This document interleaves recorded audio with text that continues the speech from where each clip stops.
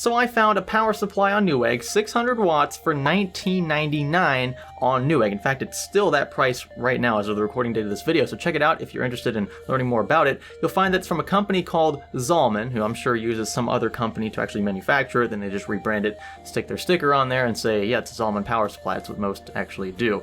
But I do not recommend you buy this particular power supply. There are several reasons why, but we're going to do something very unique in this video. I'm going to throw this power supply into the $2,500 PC behind me, just to see what would happen.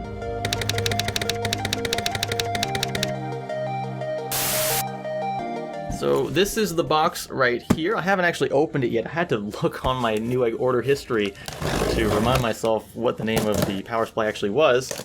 Got my trusty box opener here, the i3-7350K, never fails. Excellent box opener. The switching power supply, ZM600-LE. 2-year warranty, dual graphics card support, and whatever that is. I do not believe, nope, no 80 plus certification at all. All right, let's tear that thing open. And okay, so we get a power cable, that's nice. And the power supply and 4 PSU screws. You know that these are just not premium at all when they come in silver, which usually matches nothing in your PC build. Tape to keep things together. Thin bubble wrap. I mean, it's not bad. Like, you know, it's a typical cheap power supply, but this one isn't rated for jack squat. And I'm worried that it's going to end up taking another component in my expensive custom loop over there with it. So we'll tread lightly. All right, so we've got a standard 24 pin. We have a let's see, SATA 2 Molex power connectors. This one here is the 8-pin EPS cable for your CPU. This one has, let's see, SATA, and then 1 Molex. All right, now this is interesting. So we've got a single VGA cable running from the power supply, and it's kind of spliced here. We've got 2 8-pins, which, okay, at least they have that support, but I wonder how these will hold up when we plug in 2 GTX 1080s. Also be mindful, this came out of the box set to 230 volts, which is good mostly for people in Europe. I need to set this to 115 here in the States. That would have been disastrous. I'm not gonna lie though, it looks pretty clean inside. I can't speak specifically to the wiring configurations. We might have some issues that might come up because this is so cheap and not rated by anybody worth mentioning. But it's, I don't know. We'll just plug it into the computer and see what happens. This is probably the most stressful thing I've ever done on the channel. Just because if something does go wrong with this power supply, it will likely take my entire PC with it. That's a lot of money on the line. That's okay though, because science, right? All right, so I've got the 24-pin and 8-pin EPS extensions still plugged in, but they're wired directly into this power supply here, and then I just have the 2 8-pins wired directly into the 2 GTX 1080s.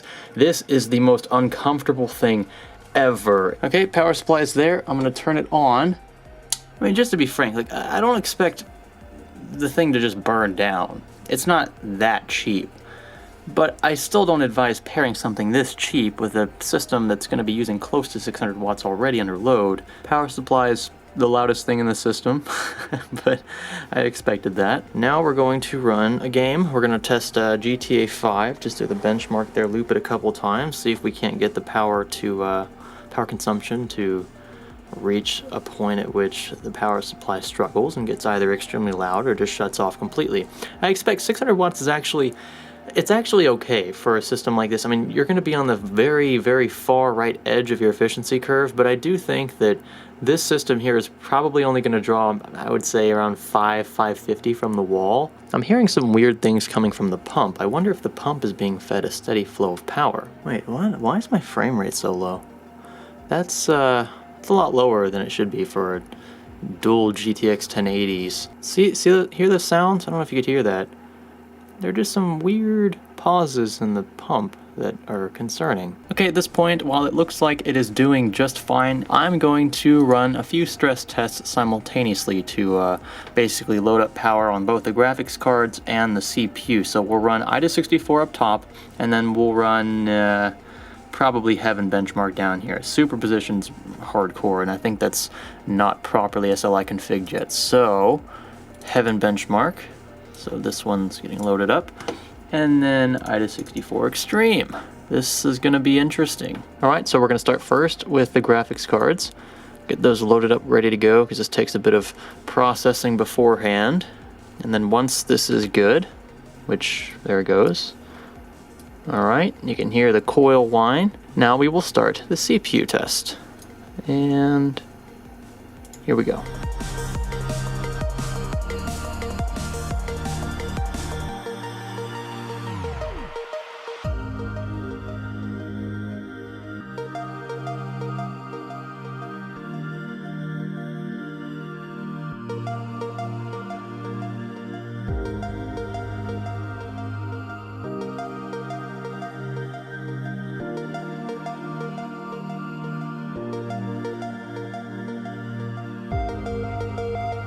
Alright, so power supply has been killing it for a little over 10 minutes now, and I must say, it's actually not any louder, well, it's a little louder, than it was at idle, which is actually pretty impressive for a power supply that's not even 80 plus certified. It's doing okay, considering the amount of horsepower we have packed into the chassis over there. Now, I know I didn't test this for a very long amount of time, that's a separate issue, a separate test, but I do think that it passes the out-of-the-box, let's plug it into an expensive PC and see if it blows up test.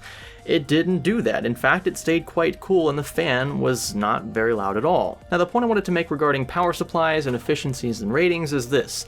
This is not rated by 80 plus. That's what you would normally see on a power supply that's semi-efficient. You'd see 80 plus bronze, silver, gold, platinum, titanium. If you're way up there, those power supplies are extremely efficient. But this one has no such rating, period, which means that it is not very efficient, which means that basically you're going to be pulling much more from the wall than your computer will demand, so a lot of that power will be converted to heat here, which is not good. It means it'll run a lot louder. That's it in a nutshell. Now, as a general rule, the higher the wattage of the power supply, the more efficient it should be. That makes sense. If you have a really high wattage power supply, let's say 1,000 watts, and it's not even 80 plus rated, if your computer's pulling 700 or wants to pull 700 from the supply itself might be pulling 800 from the wall because it knows it's going to lose 100 watts of that to heat inefficiencies with a design. That's not good, that's a big waste, and the power supply is probably going to get very hot and very loud. It tends to matter less with lower wattage power supplies because the inefficiency gap is just smaller because it's pulling less power overall. So if your computer is pulling 300 from the supply, your supply might be pulling 320, 330 from the wall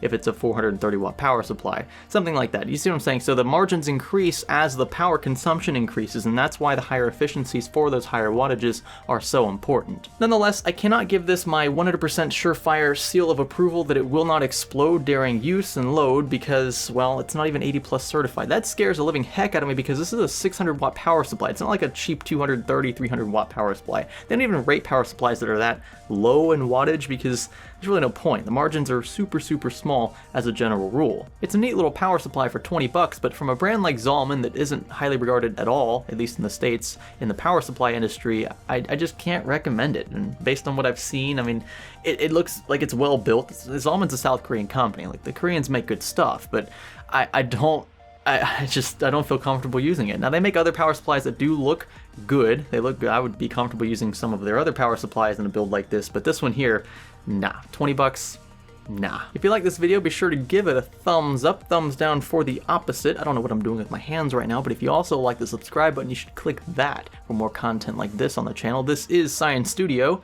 Thanks for learning with us.